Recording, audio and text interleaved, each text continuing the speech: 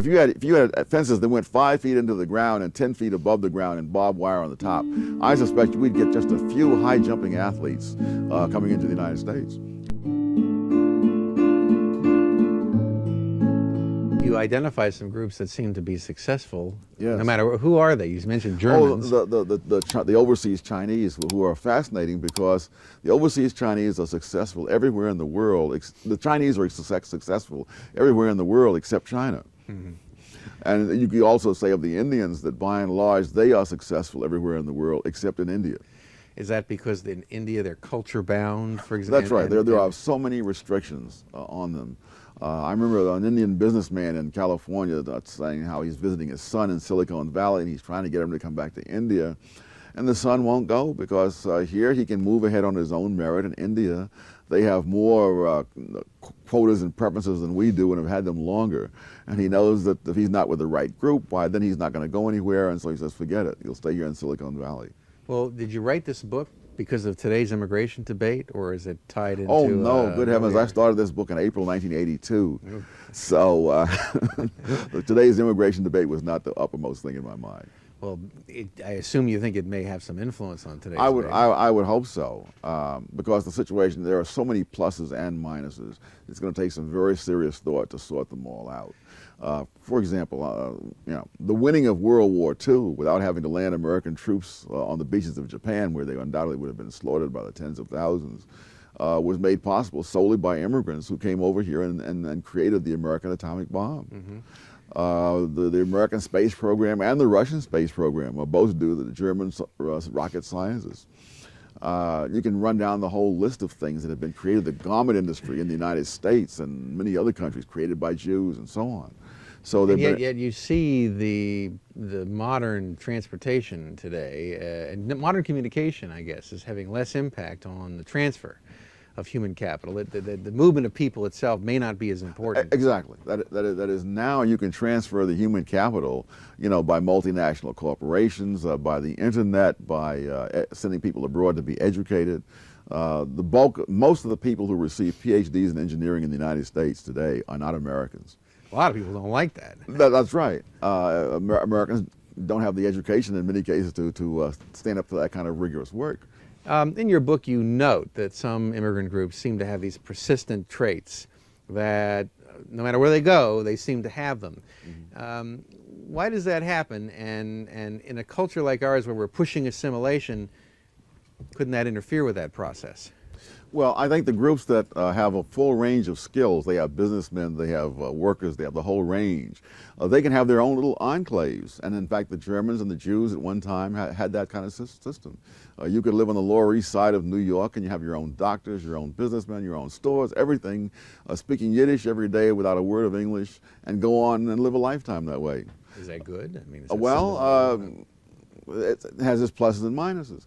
But if you have a group that is mostly unskilled workers, mm-hmm. then they have to work for somebody else, and they have to be able to understand somebody else's language, and so it's crucial for them to acquire the culture. Most Americans, I know most of the viewers out there, you would want immigrants to speak English.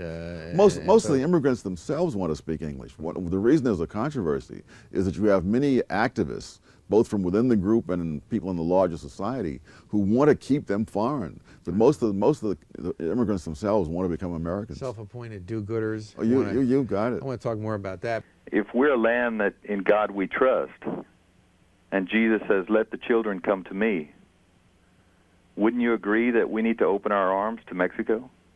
No, because every country has to protect its own borders. There was a time when virtually every country in the Western Hemisphere not only allowed but encouraged immigration on a massive scale because they had the land and they needed the resources and so on. It's not at all clear that if you were to throw the borders wide open and let anyone come who wants to, that this would still be the same country 50 years from now. And so, in a sense, you can't let everybody come to America, because if everybody came to America, it wouldn't be America anymore. So that's not an option that we have. The most we can do is try to weigh many very different kinds of considerations. Well, judging from the success of various groups in your book, who should come to America? How should we decide? Oh, that's a much tougher one, but I think that we should say that we do have the right to decide. And if people who come here from country X do well and make America a better place, then let more people come here from country X. And if people who come from country Y simply come here and become a burden on the American taxpayers, then less people should come from country Y. One of the problems we have is that the welfare state makes it very expensive to let immigrants in. So you have a country like New Zealand, whose total population is less than that of New York City. You know, and they have all kinds of barriers against immigrants. You know, they've got 60 million sheep there and 3 million people, and vast amounts of empty land. But the point is, once you put your foot on New Zealand soil, you're entitled to all kinds of benefits at the expense of the taxpayers, and therefore the taxpayers don't want you. So it's not just a question of the number of people in the land, it's a question of what kind of system do you have. And one of Germany's problems, one of the reasons for the great hostility to immigration in Germany, is that they are a welfare state. If this was a place where you come in and it's up to you to support yourself, I suspect you'd have a lot less resistance to immigration. What are some of the threats which I think Americans are feeling now? I mean, you identify in your book some of the threats that can come about. Oh, well, I think the mere fact that so much of what was once Mexico is now the southwestern United States is due to the fact that all the Americans settled in Mexico as immigrants, pledged to become part of the Mexican scheme of life, and after a while decided they didn't want to do that. And therefore they took themselves and the land and joined it to the United States. So this can happen. You can have immigrants in such large numbers that they become a threat to the system themselves. Of course, the Roman Empire had that problem when the barbarians settled. Was that happening in California now? I mean, we have Mexican immigration coming in, bilingual education. Oh yes. You know, long-term bilingual ballots. Talk about non-citizen voting in San Francisco now.